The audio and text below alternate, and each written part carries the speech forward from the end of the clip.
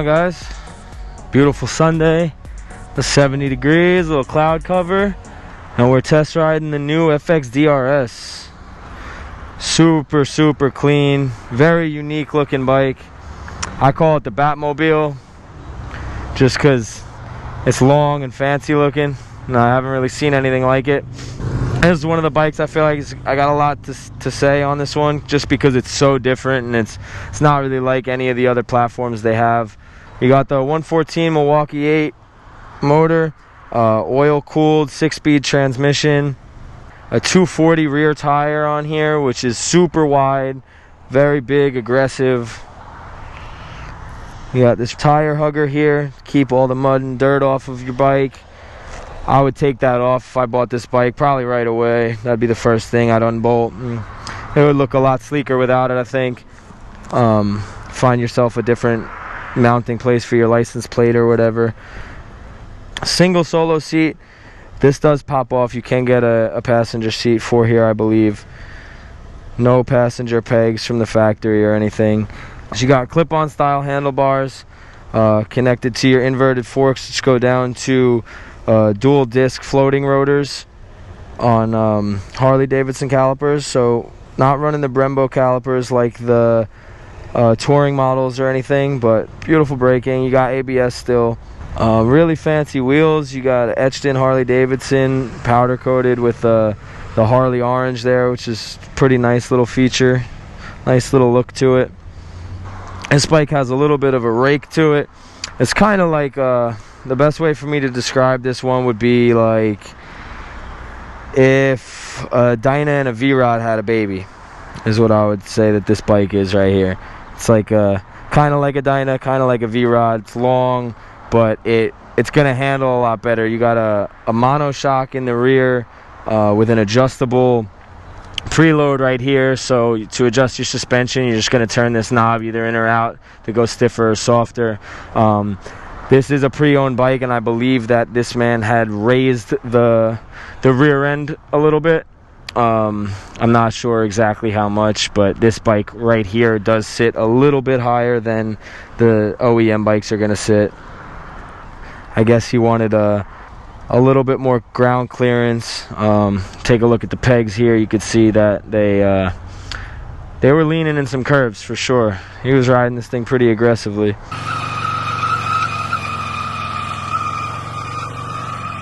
I will tell you that right off gate you can feel that the size of that rear tire, that 240 wide is exactly that. It's wide. You could definitely tell it's back there. It's not your typical 130 or 150 that most of these other bikes are running. So you do feel it leaning over, especially with the length of the bike. But at the same time, this bike handles very well. I'm able to make a small U-turn with a little bit of trail braking and some clutch work, and you can get this thing turned around in probably a parking space or two. Alright, well, let's take her for a little rip then, see how she feels. This is one of the bikes that you actually don't even need a key for. Keep the key fob on you. It's got security from the factory. And then your on and off switch is your switch. That's it. Turn it on, hit the start button, she's on. You want to shut it off, just flick the power off and you're off. Just like everything else, you got your horn on your left side. High beams, low beams, blinkers. The previous owner added a little windscreen here that's pretty fancy. Looks kind of cool. I don't know if I'm a fan. I'm not sure how much it actually does to displace the wind, but it's cool. I think that is OEM factory Harley as well.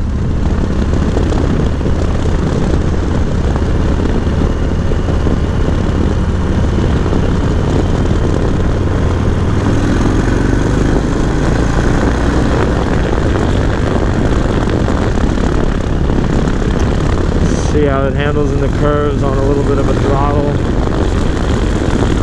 Definitely handles nice. Like I said, you feel that rear tire though. She's wide over there for sure. It almost as if like the bike wants to keep you straight. It doesn't really want to lean over too far. I guess there's not much round arch to the tire. It's kind of flat, so it wants to keep you kind of upright. It's a little bit of a battle to push it down, lean her over.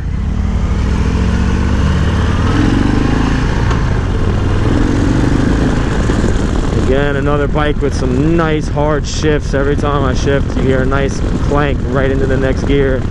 You're not going to miss a shift on this bike, that's for sure.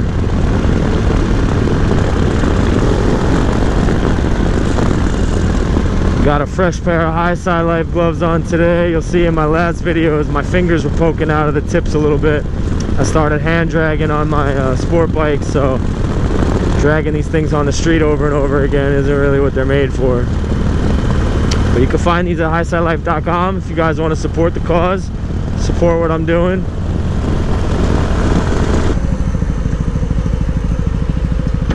This bike does have fly-by-wire throttle, no cable throttle anymore. Cable clutch still, not as fancy as the touring models with the hydraulic clutch.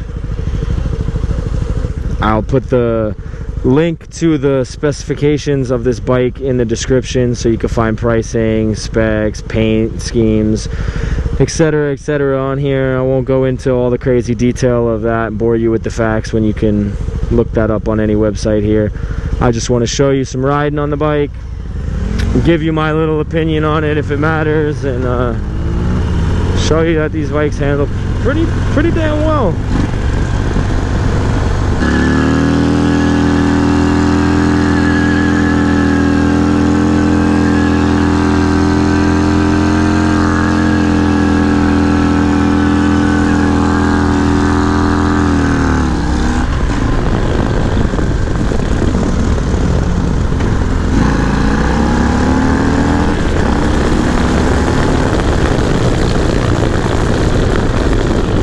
$50 to $80 pretty quick. This bike's got some get up and go to her for sure.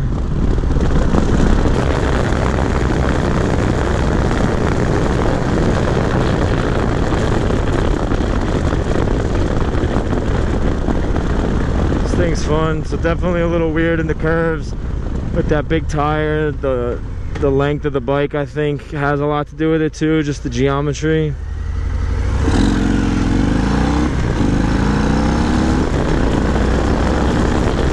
That concludes the test ride for the FXDRS. A couple thoughts on the ride overall. Handled and rode very, very nice. Braking power is excellent. Stops on a dime for sure. The front end does a really good job of letting it dive just enough, but still give you a nice firm support on the heavy braking. The rear 240 tire is definitely a big noticeable thing on the bike. You could definitely feel it when you're riding, when you're doing turns and curves, anything like that.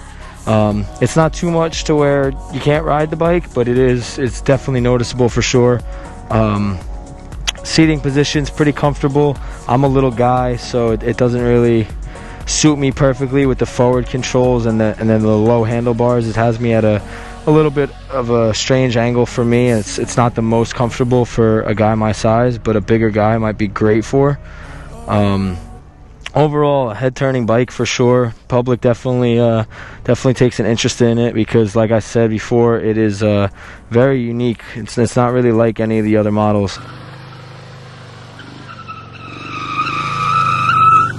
This beautiful baby right here, the Batmobile.